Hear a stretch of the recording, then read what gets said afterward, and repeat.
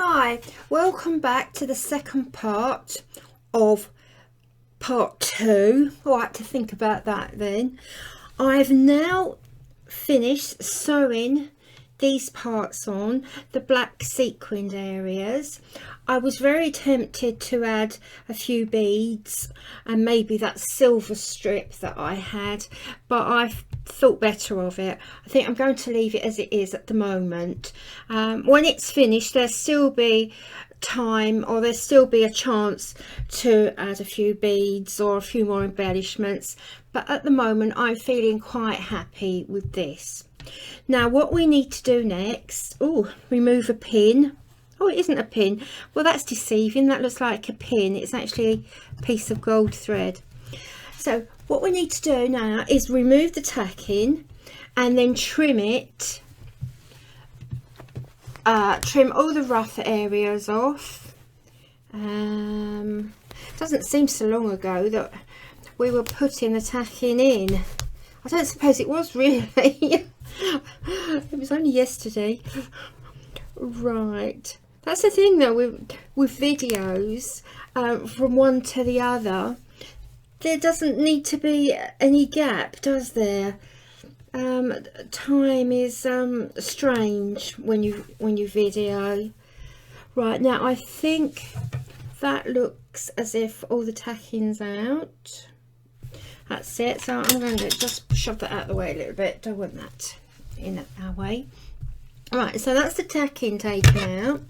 I'm now going to trim around just to make sure that it's nice all the way around the edge. We don't want these sticking out pieces, because if we leave those, then they're going to bulk out the binding or the trim that's going to go around the edge.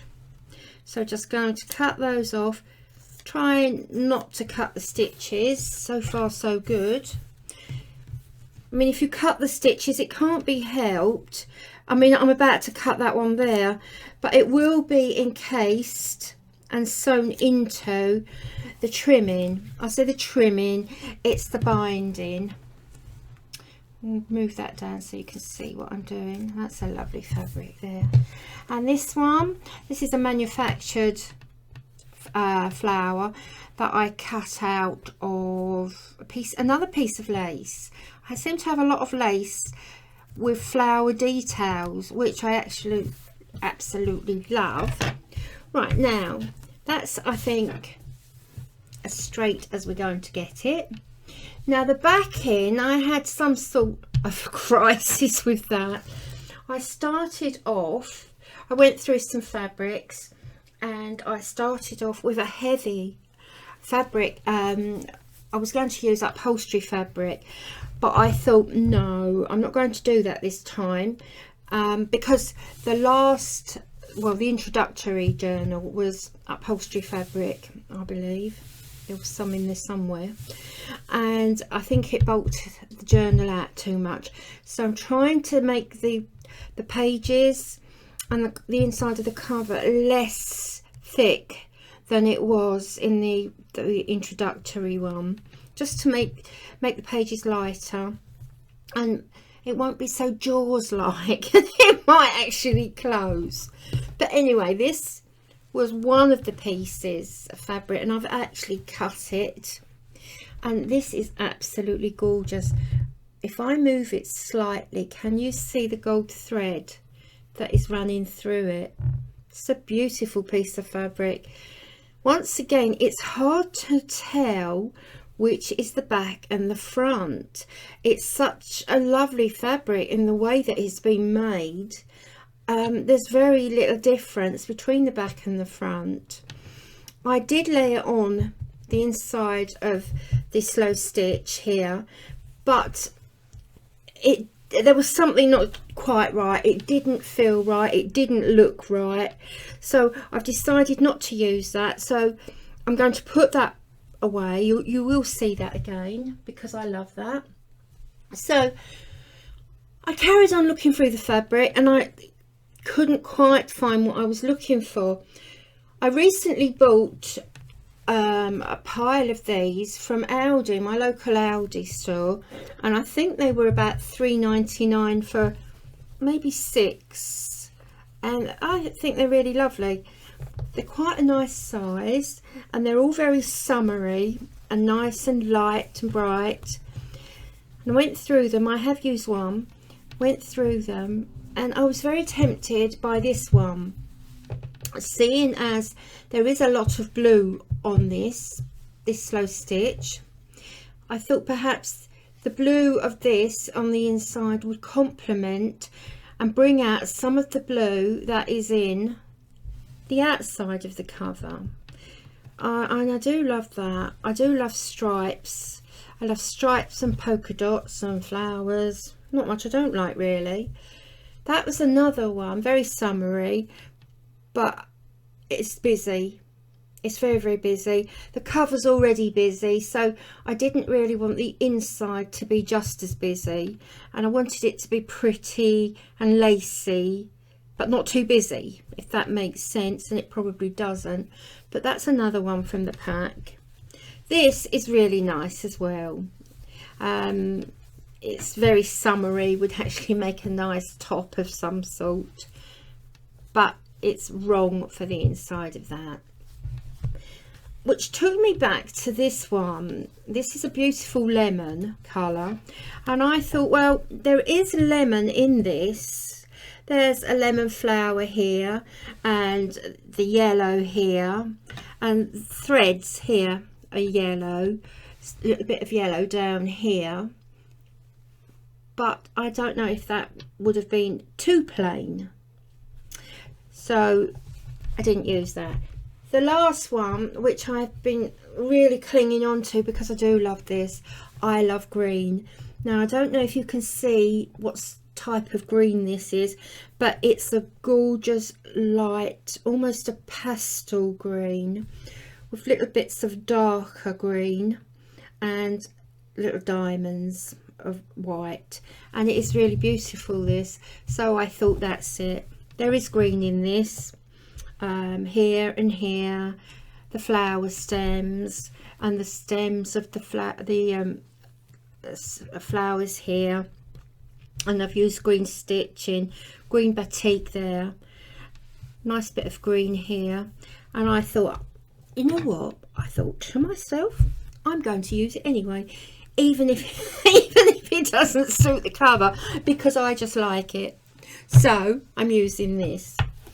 Now, I've got a collection of lace here as well, so I'm going to put this on one side because we will actually be using this shortly. Now, the trim to go round the top, and I've straightened the table up and I can't find, oh, it must be here somewhere, the example. See, oh, here it is. So I'm so used to being untidy, but I actually know where everything is in my mess. Now, this is the one that we will be doing. So our background fabric here will be the green here. That will be our background fabric here. And then we will have this lovely large piece of lace that my partner's mother gave me. Will go there.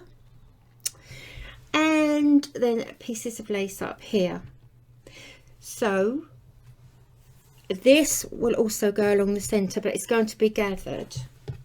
Now, for this bit here, I've chosen, I don't need that anymore, I've chosen another green from the pack, the Aldi pack, to go along the edge. Now, I think that is really lovely. I wish that would pick up the colours exactly, but it hasn't. It's the same green, the same greens completely. The dark grey, the dark green here, the white background, the lighter green. The only difference is with this, it's floral and it has little blue flowers, which will actually match some of the blue on the cover. So I'm quite happy with that, and this will go all the way around the edge. so it will look sort of like that. Right folks, I'm going to turn this down a little bit now to make it smaller. Okay, smashing. Right, so what we do to start, we're going to put our front over there, and this now is the inside. We've done the outside, this is the inside. Now we're going to take this piece first and we're going to line it up. Now unfortunately we will lose the scallop edge down here because that is going to get caught up in the trim, in the border trim. So this will go along here. Now I'll tell you what we need to do first. We need to put the ruffle on. So we're going to have a ruffle along the middle here. Now there's a long piece here and a short piece. Right, we need this piece. Now we're going to gather, and I have a needle and thread ready. We're going to gather halfway along here, halfway along this, right the way along the center, all the way down here. It's quite laborious, but luckily it isn't too long, so I will try to do this quickly. If you felt confident enough just to pin it without gathering, then go for it, but I would rather gather it, or making sure not to, because I just realised I haven't knotted the end. I haven't made a little slip stitch at the end to stop the thread pulling out. Right, so I must do that. Right, so far so good. I'm gonna hang on to that bit. I know what I'll do. Where is it? Oh, that would have pulled out. That really would. So what I'll do, pull that back and wind that round a pin. I'm going to wind that around a pin like that, and I'm just going to make that a little bit bigger, focus, so just look away so you don't get seasick. Oh, I get dreadful seasick. I spend a lot of time over in Europe, which means either going on the ferry or going under the tunnel on the Eurostar. And I love the Eurostar. I love going under the tunnel. 35 minutes, it's just brilliant. And you've no idea that you're under a tunnel really. And I get claustrophobic as well, but not under there, funnily enough. But my daughter, who is always my travelling companion, she prefers the ferry, but I get seasickness. So we do alternate quite a lot of the time, ferry and train, but the train's convenient. The ferry's nice because you can sit up there and look at the, oh gosh, look at the sea. Just the thought of the sea makes me feel a bit nauseous. But you can have a drink, and there's a duty-free shop. Mind you, having said that, I don't know if you agree, but I don't find duty-free that inspiring actually. I think it's just as expensive as anywhere else. See, that's my clock going off again, and it's 6 minutes past the hour now. It's doing well because after I broke it, as I told you, it chimed at 20 past every hour for about a year or more. So it's now got up to 6 minutes past the hour.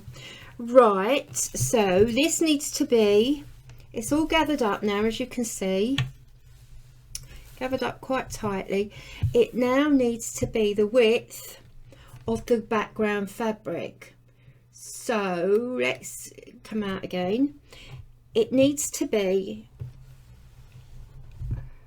right, it needs to be able to stretch from side to side. Right, as soon as you've decided how long your lace needs to be, and our lace needs to be that long. Over sew this a couple of stitches here so it doesn't undo, so it's completely knotted. Okay, there we go. So that is completely tight now.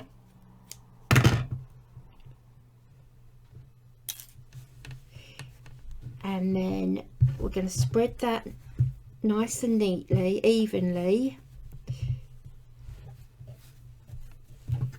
and making sure if you're using a narrow lace like this that it doesn't twist. Now that looks to me to be evenly distributed. So we take this again and finding the right side, and I don't think there's much difference in it. Perhaps I just need new glasses, because I'm saying that about an awful lot of fabric. Ah, that's the right side, because the lines are just a little bit more pronounced on there. Now this is just a little bit longer than we need, so I'm going to trim it off.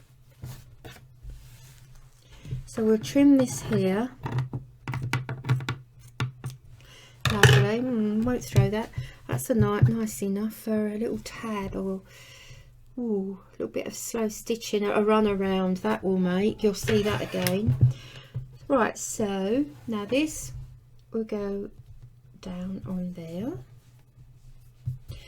No, it won't. I'm getting it all out of sequence. It's because it's nearly my dinner time. Put that there, it fits. Where's our lace? Now this needs to go halfway along. Now the easiest way to do is pin that in half here. So put a pin halfway mark in the lace, and then fold this in half.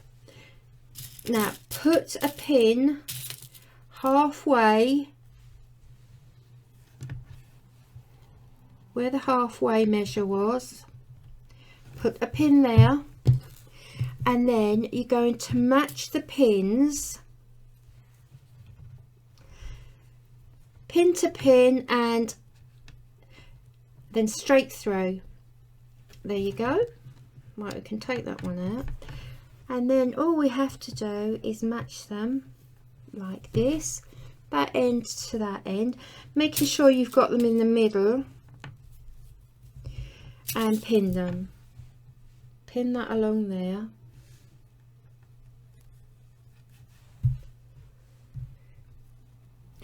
And then spread the gathers so you get them nice and even all the way along.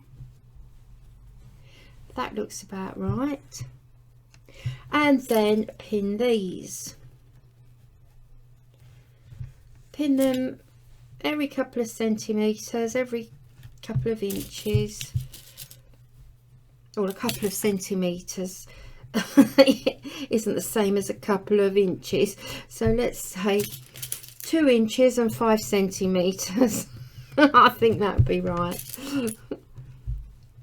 Right, making sure there, that was twisted. After what I said about don't twist it, I had actually twisted it, so we can straighten that all up. It's very difficult working white on white. It's not coming out too well up there on the screen, and it's very difficult. I also find it's difficult to work black on black as well.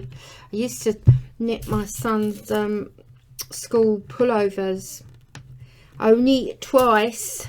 The dark blue, the school colour was dark blue, and oh my goodness, it was horrendous. It was absolutely horrendous. Right, now I'm going to secure this with another piece of this lovely sort of purpley colour, and I'm going to do a running stitch right through the middle of this. Nice sharp needle, but we need to make a knot here. slip stitch a knot, making sure the knot is at the back. Right, just a few little slip stitches there, and a slip stitch, just an over stitch will do. Right, I've pulled that. Now, nice little running stitch all the way along the middle. Right, I'm going to make it bigger again so you can see what I'm doing. Right, so right all the way along here, a little running stitch, and that will just secure it. Now, for those of you who are into meditation, slow stitches meditation, this is the ideal time for you just to sit quiet and just sew to your heart's content.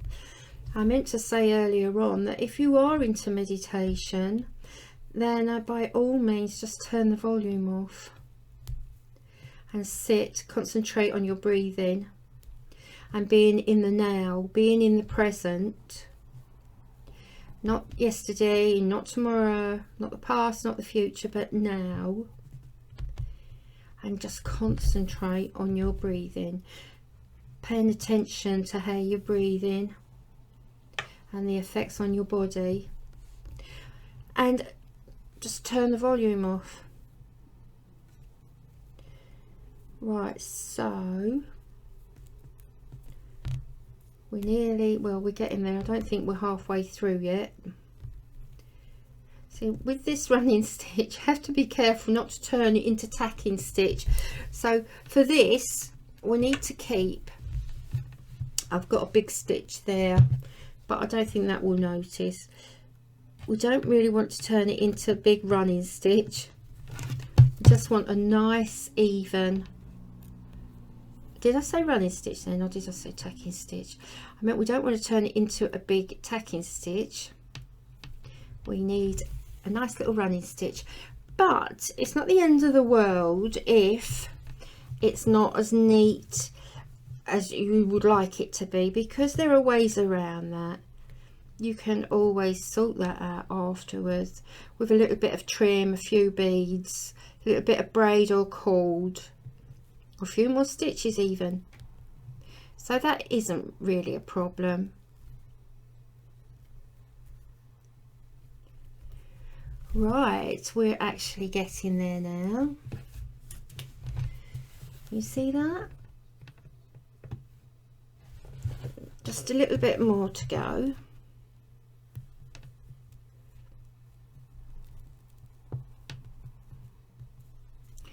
And we're coming up to the final straight, as they would say, at Epsom Downs. Went to a big craft fair there a couple of months ago at Epsom Downs race. Oh, it wasn't Epsom, it was Sandown racehorse place. What do you call it? Yeah, racehorsing course. And oh, the ground's absolutely beautiful. It was a very good craft exhibition. It was beads. I think that one was beads, and it was really good. It's always nice to go and see what other crafts people are doing, and where they're finding their inspiration from. And of course, you know, those places give you insight into what's available, what's new on the market, and they're just eye-openers. Even if you don't buy anything, which is possibly impossible, they're just inspirational. There you go. Right, now that is that. So that's all we're going to do for that. And then this now is ready. Doesn't look quite straight. Oh yeah, it's all right actually. Now this is ready to go on here. Now all we're going to do with this is pin it, just a couple of pins along the top, along this bit here, and a couple down the side. Now I expect you can guess why that is. It's because if we pin it along here, the border, the trim will go over the pins, and we don't really want that. So just going to pin it here just to keep it in place. One more there.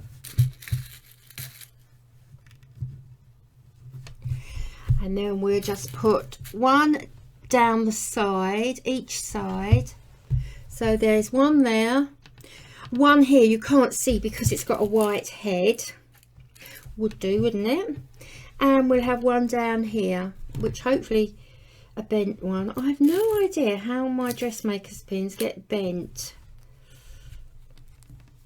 I think I must run over them on the sewing machine. Right, and we have one there. So all you're going to do is pin 3 sides, 1, 2 and 3, not the bottom. Now up at the top we're going to put a little bit of lace here. Now we don't want to put the lace too close to the edge either, because this, the braid, not the braids, excuse me, the binding, the trim is going to be opened up, and it's going to go edge to edge. This is going to go inside in there, and then the top bit will come over. So we're going to lose roughly about an inch, probably not as much as an inch. Oh, it is 2.5 centimeters or an inch. So if we put this edge to edge underneath, we'd lose the whole lot. So what we need to do, because we'd like some of it showing, is just, oh, that's handy, we can just run along one of these lines here like that.